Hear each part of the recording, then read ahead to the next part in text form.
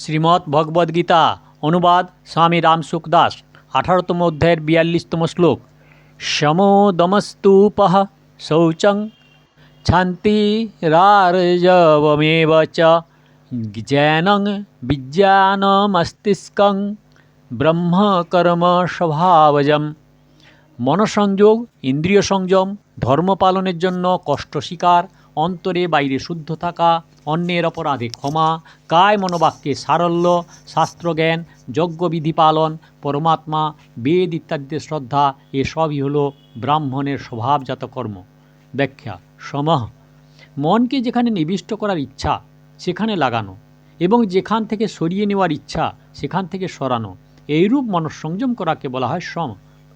দমঃ যে ইন্দ্রিয়ের দ্বারা যে কাজ করাবার ইচ্ছা তাকে সেই কাজ করানো এবং যে ইন্দ্রিয়কে যেখান থেকে সরাবার ইচ্ছা সেখান থেকে তাকে সরানো, এইভাবে ইন্দ্রিয়াদি সংযম করাকে বলা হয় দম। তপঃ গীতায় কায় মনোবাক্যের তপস্যার কথা বর্ণনা করা হয়েছে।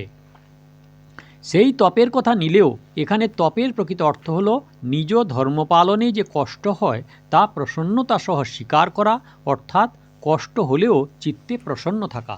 শৌচম নিজ মন, বুদ্ধি, ইন্দ্রিয়, শরীর ইত্যাদি পবিত্র রাখা এবং খাওয়া দাওয়া, ব্যবহার ইত্যাদি পবিত্র রাখা, এইরূপ শৌচাচার সদাচার ঠিকমতো পালন করাকে বলা হয় শৌচ।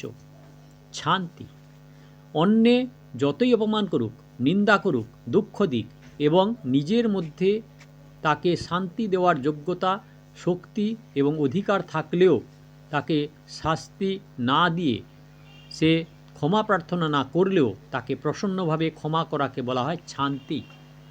আর্জবম কায় মনোবাক্যে ব্যবহারের সরলতা থাকা হলো ছল, কপট ইত্যাদি দুশ্চিন্তা না থাকা, অর্থাৎ সহজ সরল থাকাকে বলা হয় আর্জব। জ্ঞানম বেদ, শাস্ত্র, পুরাণ, ইতিহাস ইত্যাদি ভালোভাবে অধ্যয়ন এবং তার ভাবগুলি ঠিকমতো বোধগম্য করা ও কর্তব্য বোধ হওয়াকে বলা হয় জ্ঞান। বিজ্ঞানম যজ্ঞের মধ্যে দ্রব্য কখন কিভাবে প্রয়োগ করা হয়, অর্থাৎ যজ্ঞবিধি অনুষ্ঠান ঠিকমতো জানা ও পালন করাকে বলা হয় বিজ্ঞান। অস্তিক্যম পরমাত্মা, বেদ, শাস্ত্র, পরলোক ইত্যাদির জন্য অন্তরে শ্রদ্ধা থাকা এবং সেইগুলির সত্যতা সম্পর্কে সন্দেহ না থাকা এবং সেই অনুযায়ী আচরণ করাকে বলা হয় আস্তিক্য। ব্রহ্মকর্ম স্বভাবজম এই সম, দম ইত্যাদি ব্রাহ্মণদের স্বাভাবিক কর্ম গুণ, এইগুলি ধারণ করাই ব্রাহ্মণদের পরিশ্রম হয় না। যে ব্রাহ্মণদের মধ্যে সত্যগুণের প্রাধান্য থাকে, যাদের বংশ পরম্পরা অত্যন্ত শুদ্ধ এবং যাদের পূর্বজন্মকৃত কর্মও শুদ্ধ, সেইরূপ ব্রাহ্মণদের পক্ষে সম, দম ইত্যাদি গুণ স্বাভাবিক এবং তাদের মধ্যে কোনো গুণ না থাকলে বা কোনো গুণের ঘাটতি থাকলে তা পূরণ করা সেই ব্রাহ্মণদের পক্ষে সহজ হয়ে যায়। গুণাদির তারতম্যের 4 বর্ণের সৃষ্টি করা হয়েছে, তাই গুণাদি অনুসারে সেই বর্ণের কর্ম স্বাভাবিকভাবে প্রকটিত হয় এবং অন্য কর্ম গৌণ হয়ে যায়। যেমন ব্রাহ্মণদের মধ্যে সত্যগুণের প্রাধান্য থাকায় তাদের মধ্যে সম, দম ইত্যাদি গুণ স্বাভাবিকভাবে থাকে এবং জীবিকার কর্ম গৌণ হয়ে যায়। অন্যান্য কর্মে রজগুণ এবং তমগুণের প্রাধান্য থাকায় সেই বর্ণাদির জীবিকা কর্ম স্বাভাবিক কর্মে মিলে যায়। এই দৃষ্টিতে গীতায় ব্রাহ্মণের স্বভাবজ কর্মকে জীবিকার কর্ম না বলে সম, দম ইত্যাদি কর্মই গুণ বলা হয়েছে। শ্লোক নম্বর 43। শৌর্যং তেজ ধৃতির্দাক্ষং যুদ্ধে চাপ্যপলায়নম দামমিৎসরভাবশ্চ ছাত্রং কর্ম স্বভাবজম। শৌর্য বা পরাক্রম, তেজ, ধৈর্য, প্রজা পরিচালনের ক্ষমতা, যুদ্ধে অপরাণমুখ, দানে মুক্তহস্ত, শাসন ক্ষমতা, এইগুলি সবই ক্ষত্রিয়ের স্বভাবজাত কর্ম। ব্যাখ্যা: শৌর্যম অন্তরে নিজ ধর্ম পালনে তৎপরতা থাকা, ধর্মযুদ্ধ উপস্থিত হলে তাতে আহত হওয়া, অঙ্গচ্ছেদ হওয়া প্রভৃতিতে বিন্দুমাত্র ভয় না থাকা, আঘাত পেলেও মনে প্রসন্ন এবং উৎসাহপূর্বক থাকা এবং মাথা কাটা গেলেও আগের মতো অস্ত্র প্রয়োগ করতে থাকা, এরই নাম হলো শৌর্য। তেজ যে প্রভাব বা শক্তির কাছে পাপী এবং দুরাচারী ব্যক্তি ও পাপ এবং দুরাচার করতে দ্বিধাবোধ করে, যার উপস্থিতিতে মানুষ মর্যাদা বিরুদ্ধ কাজ করতে সাহস পায় না, তাকে বলা হয় তেজ। ধৃতিঃ নানা প্রতিকূল অবস্থার মধ্যেও নিজ ধর্মে বিচলিত না হওয়া এবং শত্রুরা ধর্ম ও নীতি বিরুদ্ধ অনুচিত ব্যবহারে বিরক্ত করলেও ধৈর্য ধারণ করে ধর্ম ও নীতিসম্পন্ন উচিত কার্য দ্বারা মর্যাদানুযায়ী কাজ করাকে বলা হয় ধৃতি। দাচ্ছম, প্রজাপালন, প্রজাদের যথাযোগ্য শাসন এবং রক্ষা এবং তাদের পরিচালনা করার বিশেষ যোগ্যতা ও কলাকে বলা হয় দাচ্ছ। যুদ্ধে চাপ্পপলায়নম, যুদ্ধে কখনো পরান্মুখ না হওয়া, মনে মনেও কখনো পরাজয় স্বীকার না করা, যুদ্ধক্ষেত্রে পৃষ্ঠ প্রদর্শন না করা, এইগুলিকে বলা হয় অপলায়ম। দানম, ক্ষত্রিয়গণ উদারতাপূর্বক দান করেন। বর্তমানে বৈশ্যদের মধ্যে দান করার স্বভাব দেখা যায়, কিন্তু তাদের দানে কিছুটা কৃপণতা লক্ষ্য করা যায়, অর্থাৎ কম দান করলে যদি হয় তাহলে বেশি দান করার কি প্রয়োজন, এইরূপ দ্রব্য লোভ থাকে। এই জন্য উহাদের ধর্ম পালনে বাধা আসে, যার ফলে সাত্ত্বিক দান করা কঠিন হয়ে পড়ে, কিন্তু ক্ষত্রিয়রা দানবীর হয়ে থাকেন, তাই দান শব্দটি ক্ষত্রিয়ের স্বভাবজাত বলা হয়। ঈশ্বর ভাবশ্চ, ক্ষত্রিয়দের মধ্যে স্বাভাবিকভাবেই শাসন করার প্রবৃত্তি থাকে। লোকেদের নীতি, ধর্ম ও মর্যাদার বিরুদ্ধে কাজ করতে দেখলে তাদের মনে স্বাভাবিকভাবে শাসন করার এবং তাদের ঠিকভাবে চালনা করার ইচ্ছা জাগে। এই ঈশ্বরভাবে কোনো অহং অভিমান থাকে না, কারণ ক্ষত্রিয়ের মধ্যে স্বভাবত নম্রতা, সরলতা ইত্যাদি গুণ থাকে। ছাত্রং কর্ম স্বভাবজম, যিনি প্রজামাত্রকেই দুঃখ থেকে রক্ষা করেন তাকে বলা হয় ক্ষত্রিয়। ক্ষত্তাতে ত্রায়তৈতি ক্ষত্রিয়, ক্ষত্রিয়দের স্বাভাবিক যে কর্ম থাকে তাকে বলা হয় ক্ষাত্রধর্ম। শ্লোক নাম্বার 44। কৃষি গৌরচ্ছ বাণিজ্যং বৈশ্যকর্ম স্বভাবজম পরিচর্যাত্মকং কর্ম শূদ্রস্যাপি স্বভাবজম। চাষ করা, গোরক্ষা করা ও বাণিজ্য করা, এইগুলি বৈশ্যদের স্বভাবজ কর্ম এবং 4 বর্ণের সেবা করা শূদ্রদের স্বাভাবিক কর্ম। ব্যাখ্যা: কৃষি গৌরচ্ছ বাণিজ্যং বৈশ্যকর্ম স্বভাবজম, কৃষিকাজ করা, গোরক্ষা করা এবং তাদের বংশবৃদ্ধি করানো এবং শুদ্ধ ব্যবসায় বাণিজ্য করা, এইগুলি বৈশ্যদের স্বাভাবিক কর্ম। শুদ্ধ ব্যবসা করার অর্থ হলো যে দেশে যে সময়ে যে বস্তুটি প্রয়োজনীয়তা থাকে, অন্যের হিতার্থে সেই বস্তু যে স্থানে পাওয়া যায় সেখান থেকে এনে সেই দেশে প্রেরণ করা প্রজাদের প্রয়োজনীয় বস্তুর অভাব পূরণের জন্য, যাতে কেউ কষ্ট না পায়, এই মনোভাব নিয়ে সততার সঙ্গে সেই বস্তু বিতরণ করা। ভগবান শ্রীকৃষ্ণ যাদবকুলে প্রতিপালিত হওয়ায় নিজেকে বৈশ্য বলে মনে করতেন, তাই উনি নিজে গাভী চড়াতেন।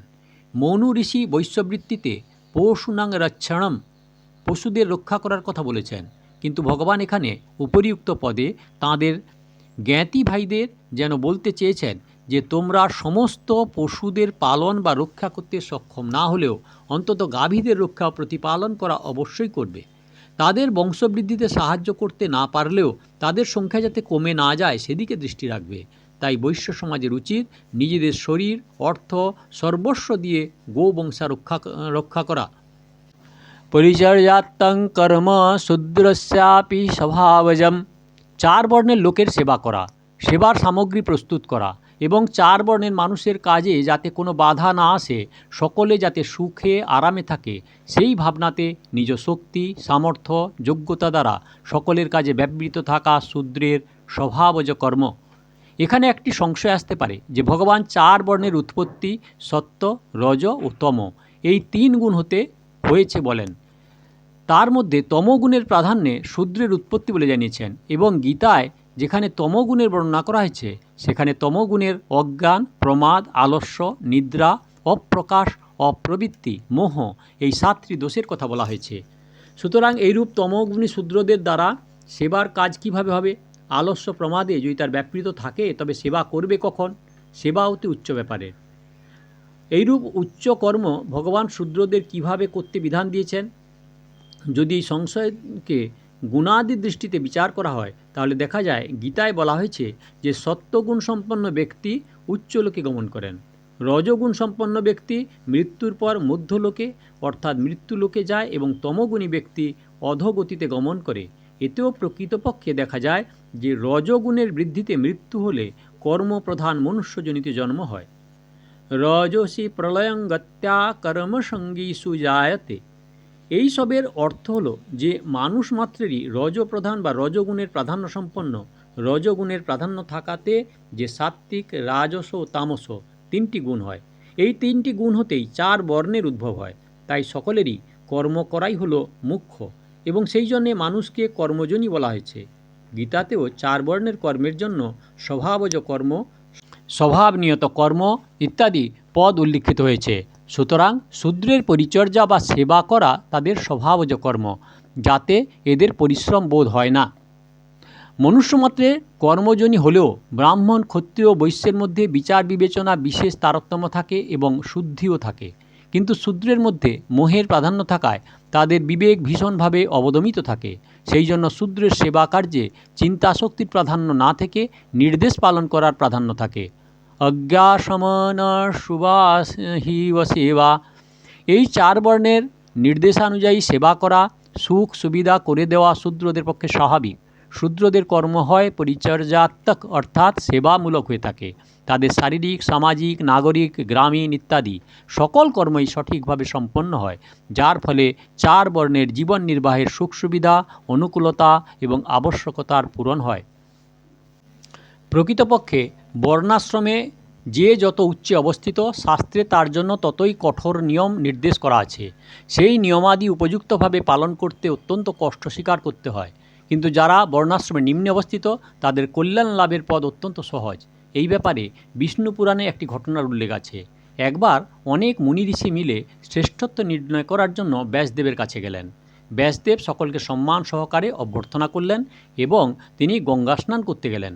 স্নান করতে করতে তিনি বলতে লাগলেন, কলিযুগ তুমি ধন্য, স্ত্রীগণ তোমরা ধন্য, শূদ্রগণ তোমরা ধন্য। স্নান করে ব্যাসদেব ঋষিদের কাছে এলে তারা জিজ্ঞেস করলেন, মহারাজ আপনি কলিযুগ স্ত্রীলোক ও শূদ্রগণকে ধন্যবাদ দিলেন কেন? ব্যাসদেব উত্তর দিলেন, কলিযুগে স্ত্রীগণ ও শূদ্রগণ যদি নিজ নিজ ধর্ম পালন করেন তাহলে শীঘ্র এবং অতি সহজেই তাদের কল্যাণ হয়। এখানে একটি কথা চিন্তা করার আছে, যে ব্যক্তি নিজ স্বার্থের জন্য কাজ করে সে সমাজের বা সংসারের শ্রদ্ধার পাত্র হয় না। শুধু সমাজেই নয়, যে ব্যক্তি লোভী ও পেটুক হয় গৃহেও তার নিন্দা হয়।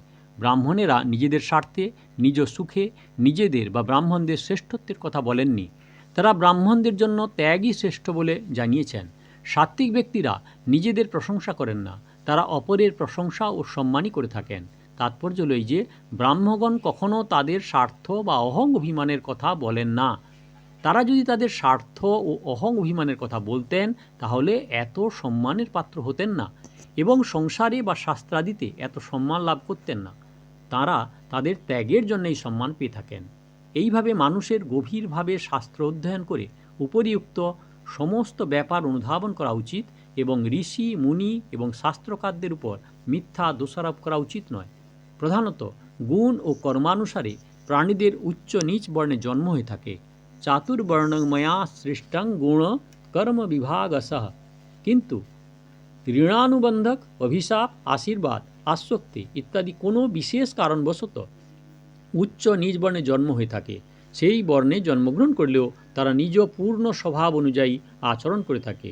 এই জন্য উচ্চ বর্ণে জন্মালেও অনেকে নীচ আচরণ করতে দেখা যায়, যেমন ধুন্ধুকারী প্রভৃতি। আবার নীচ বর্ণে জন্মালেও অনেকে মহাপুরুষ হন, যেমন বিদুর, কবির, রাইদাস।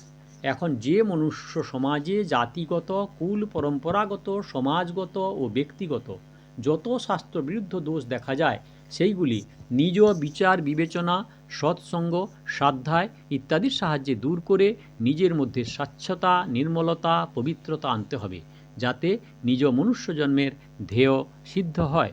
এই হলো শ্লোক নাম্বার 42, 43, 44। দয়া করে সাবস্ক্রাইব করবেন, লাইক করবেন, শেয়ার করবেন, কমেন্ট করবেন।